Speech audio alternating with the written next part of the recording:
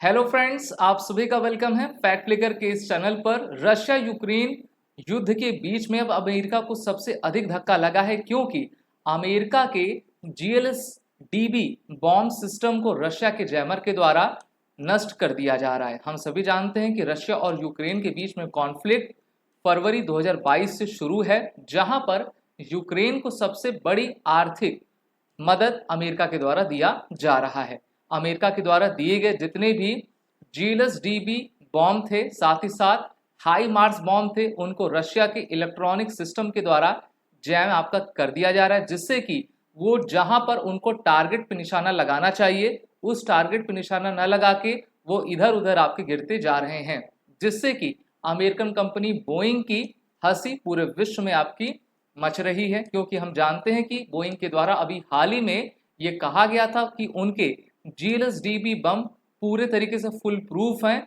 और वो एक्यूरेटली निशाना आपका बनाते हैं। इस प्रकार से इलेक्ट्रॉनिक वॉरफेयर में रशिया के पास अपर हैंड है और ये यूक्रेन के जितने भी हथियार हैं उसको पूरी तरीके से डिस्ट्रॉय करते जा रहे हैं। हम जानते हैं कि रशिया यूक्रेन वॉर को 2 साल से भी अधिक आपका हो चुका है और अब ये युद्ध कहां तक जाएगा ये कहना काफी मुश्किल है।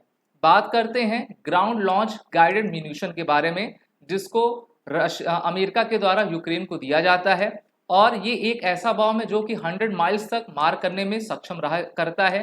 इसमें GPS सिस्टम लगा है, जिससे कि ये काफी प्रिसाइज अटैक करता है, लेकिन रशियन इलेक्ट्रॉनिक वॉरफेयर सिस्टम के सामने इसकी एक भी नहीं चल रही है और लगातार रशिया का जो इलेक्ट्रॉनिक वॉरफेयर सिस्टम है उनके द्वारा इसको ट्रैक करके नस्त नाबूद कर दिया जा रहा है। हम जानते हैं कि रशिया साइंस में काफी बेहतरीन देश है, विश्व का एक मिलिट्री सुपर पावर है, जो कि पिछले 2 सालों से लगातार यूक्रेन से अकेले ही आपका निपट रहा है। वहीं पर पुतिन के द्वारा ये भी अपने सेना को कहा गया है कि आप न्यूक्लियर ड्रिल को कंटिन्यू करिए, जिससे कि अगर वेस्ट के द्वारा किसी प्रकार का थ्रेट दिया जाए तो हम पूरी तरीके से तैयार रहें कि हम अपने न्यूक्लियर बटन को आपका दबा सके।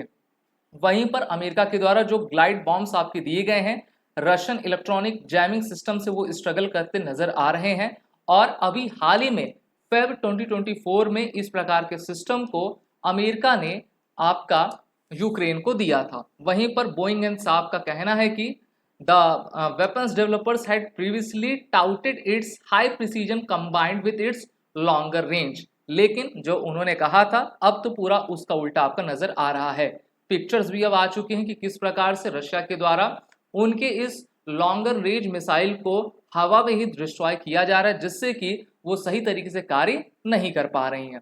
हम जानते हैं कि रशिया के पास काफी आधुनिक और लेटेस्ट टेक्नोलॉजी है, जिसके माध्यम से वो किसी भी वेपन सिस्टम, चाहे वो आपका एयरक्राफ्ट हो, UAV हो या फिर इस प्रकार की मिसाइल्स हो, उनको हवा में ही जैम कर सकता है और उनको पथभ्रष्ट आपका कर सकता है। रशिया का सबसे बेहतरीन मिसाइल डिफेंस सिस्टम S-400 है, जिसको भारत ने भी आपका खरीदा हुआ है और भारत ने इस सिस्टम को सुदर्शन नाम दिया हुआ है।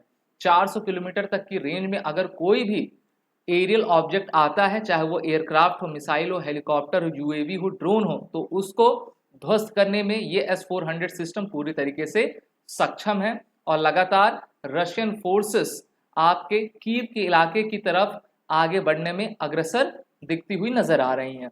ये जो मैप है वो 2022 का है, जब रशिया के द्वारा एनेक्सेशन आपका नहीं किया गया था। रशिया ने, आपको याद होगा, 2013-14 में जो है सबसे पहले क्रीमिया पर जो है एनेक्सेशन किया हुआ था और इसके साथ इस समय रशिया G8 का मेंबर था, फिर रशिया इससे निकल जाता है और अब G7 वो मेंबर आपका कहलाता है। ये 4 मैप्स आप देखिए, ये फेब 2022 का है जब रशिया ने यूक्रेन में इन्वेजन नहीं किया था। इसके बाद मार्च 2022 का, जब रशियन फोर्सेस काफी तेजी से यूक्रेन की तरफ अग्रसर हो रही थी। फिर नवंबर 2022 का, जब यूक्रेन ने अपने ग्राउंड को फिर से रीगेन कर लिया।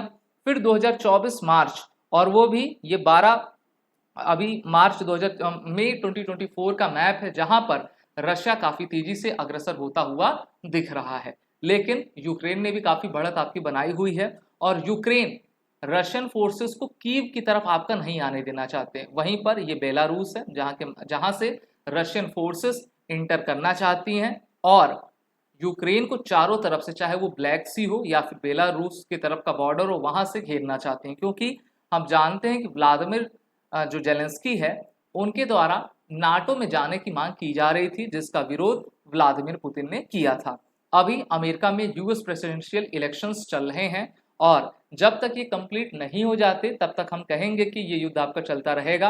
अगर नई सरकार डोनाल्ड ट्रंप के नेतृत्व में बनती है तो हम कह सकते हैं कि हाँ, व्लादिमीर पुतिन अमेरिका के साथ निगोशिएशन करेंगे और यूक्रेन के मुद्दे पर जो है कुछ बड़ा डिसीजन आपका ले सकते हैं। लेकिन अभी के लिए रशियन फोर्सेस काफ़ी तेज़ी से एडवांस हो रही हैं और यूक्रेन को सबसे अधिक जो है धक्का आपकी देती जा रही हैं। अगर आपको ये वीडियो अच्छी लगी हो तो इसको लाइक करें, हमारे चैनल को सब्सक्राइब कर दें। चैनल का नाम फ्लैग फ्लिकर है, जिससे कि आपको इंपॉर्टेंट वीडियोस आप तक पहुंच सकें।